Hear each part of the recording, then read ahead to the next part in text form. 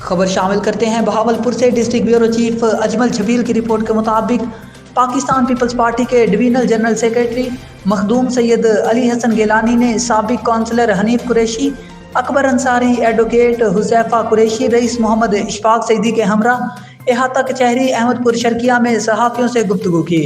उन्होंने कहा कि जिस वक्त इंतखाबात हो रहे थे, रिजल्ट लेने के लिए आए थे, नए पाकिस्तान की पहली FIR करवाई गई थी और मुझे दहशतगर्द करार दिया गया था। मेरे वकील अकबर अंसारी दहशतगर्दी की अदालत में केस लड़ते रहे थे। बेबुनियाद इल्ज़ाम लगाकर FIR करवाई गई। सिर्फ और सिर्फ मुखालिफिन को चुप करवाने के लिए अदालतों का एहतराम करते हैं। 4 साल से पेशियां भुगत रहा हूँ। कानून और आइन की बालादस्ती की बात की है। आज मेरी फौतगी और बारिश के बावजूद भी पेशी पर आया हूँ। इंसाफ के तकाजे पूरे करते हुए केस को ख़त्म किया जाए और हमने हमेशा अदालतों का एहतराम किया है। अदालतों से 100% यकीन है इंसाफ मिलेगा। इस मुल्क में कोई मुकद्दस गाय नहीं। इन लोगों को कटहरे में लाना चाहिए जो असल में कसूरवार हैं। बेबुनियाद मुकदमा 295/18 में मुझे बेगना फंसाया गया है। मैं मुअज़्ज़ज़ अदालत से इस्तदा करता हूँ कि मुझे इंसाफ दिया जाए। जिस वक्त इंतखाबात हो रहे थे, रिजल्ट लेने के लिए आए थे, उस वक्त नए पाकिस्तान की पहली FIR दिलवाई गई थी और अली हसन को दहशतगर्द करार दिया गया था। 1 साल मुतवातर अंसारी साहब दहशतगर्दी की अदालत में केस लड़ते रह गए। केस बनता ही नहीं था। 100% झूठा बेबुनियाद इल्ज़ाम लगा के FIR दी गई, सिर्फ और सिर्फ मुखालफिन को चुप कराने के लिए। अब तो खुदारा 4 साल हो गए। कानून की बालादस्ती की हमेशा बात की है, आइन की हुक्मरानी की बात की है। आज भी इतना सख्त फौतगी के बावजूद ख़ानदान की छोड़ के अदालत में हाज़िरी के लिए आए हूँ। लिहाजा तमाम मामलात को देखा जाए और फ़ौरन से पहले इंसाफ के तकाजे पूरे करते हुए इस केस को भी वाइंड अप किया जाए, क्योंकि हमेशा वो लोग फ़ायदा अदालतों से उठाते रह गए जो अदालतों को कैंगरू कोर्ट्स कहते रह गए। हमने तो हमेशा अदालतों का एहतराम किया है। तो अदालतों से 100% यकीन है कि इंसाफ मिलेगा और जल्द मिलेगा। अब क्योंकि उस दिन अंसारी साहब चश्मदीद गवाह हम साथ थे। DSP चौधरी सफदर के कहने पे, उनकी रिक्वेस्ट पे पब्लिक को ठंडा करने के लिए मैं गया था, क्योंकि गम और गुस्से की शदीद लहर पाई जा रही थी। आवाम ने रोड्स ब्लॉक की हुई थी। मेरी अगर आप वहाँ पे स्पीच सुने तो मैंने कहा कि हम इलेक्शन कमीशन में जाएंगे, लोगों आप घर जाओ। पुलिस की इमदाद करने के सिलसिले में मेरे खिलाफ ये कार्रवाई की गई। जो लोग सड़कें ब्लॉक करा रहे थे, एहतजाज में इन्वॉल्व थे, जिन्होंने अदालत के दरवाज़ों को पत्थर मारे, उन पे तो कोई कार्रवाई नहीं हुई, क्योंकि उन्होंने लाल टोपियां पहनी हुई थी। इस मुल्क में किसी को मुकद्दस गाय नहीं होना चाहिए। अगर वो कोई कसूरवार है तो तमाम को कानून के कटहरे में आना चाहिए। उनका नाम क्यों नहीं दिया गया जो कि इस केस में असल इन्वॉल्व हैं? एक बेगुनाह आदमी अली गिलानी, उसको फंसा दिया गया।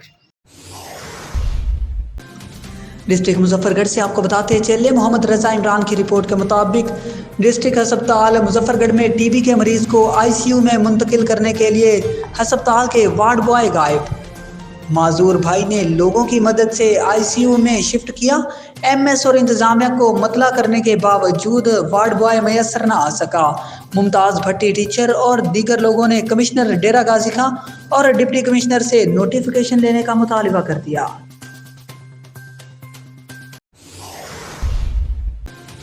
खबर शामिल करते हैं बहावलपुर से। District bureau chief Ajmal Chhabeel की रिपोर्ट के मुताबिक डिस्ट्रिक्ट एमरजेंसी ऑफिसर बाकर हुसैन की हिदायत पर वोकेशनल ट्रेनिंग इंस्टीट्यूट बराए खवातीन अहमदपुर शर्किया में एमरजेंसी की सूरत हाल में हिफाजती तदाबीर इख्तियार करने और आग लगने की सूरत में इस पर काबू पाने के लिए ट्रेनिंग का इनेकाद किया गया, जिसमें प्रिंसिपल इदारा हज़ा मैडम इरम इकबाल और दीगर स्टाफ ने ट्रेनिंग में भरपूर हिस्सा लिया।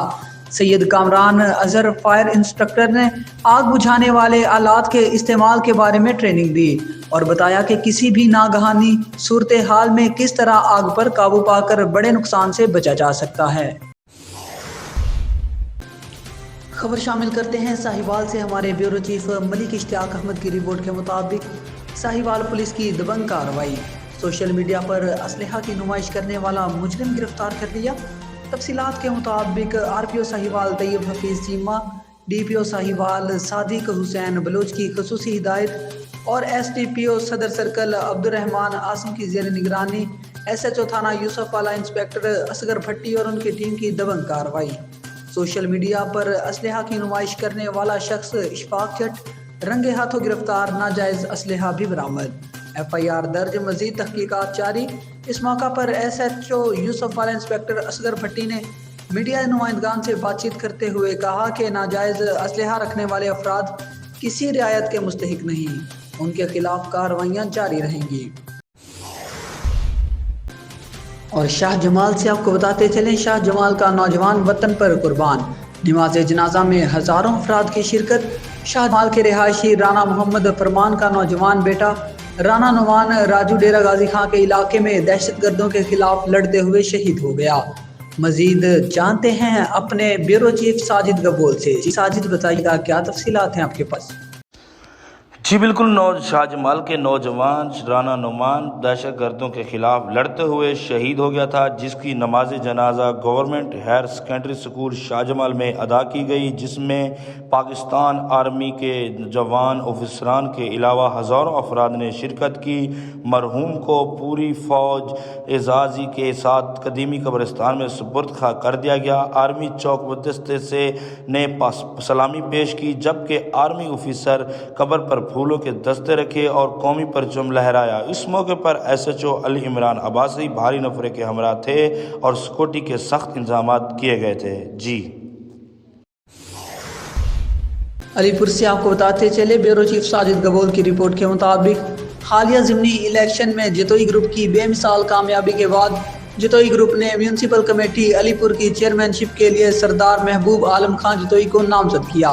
کمانڈر ساجد شیخ نے اپنے ایک بیان میں کہا کہ میونسپل کمیٹی علی پور کی طرف سے 40 سالہ ناقص کارکردگی کے پیش نظر سردار محبوب عالم خان جتوئی ایک بہترین لیڈر کے طور پہ انشاءاللہ سامنے آئیں گے اور شہر کے فرسودہ اور بوگس نظام کو درست کرنے کی اہلیت رکھتے ہیں۔ سردار محبوب عالم خان جتوئی ایک بہترین لیڈر، بہترین ورکر ہیں، عوامی مسائل پہ ان کی گہری نظر ہے۔ انشاءاللہ چیئرمین بن کر علی پور میں بلا تفریق محرومیوں کا ازالہ کریں گے۔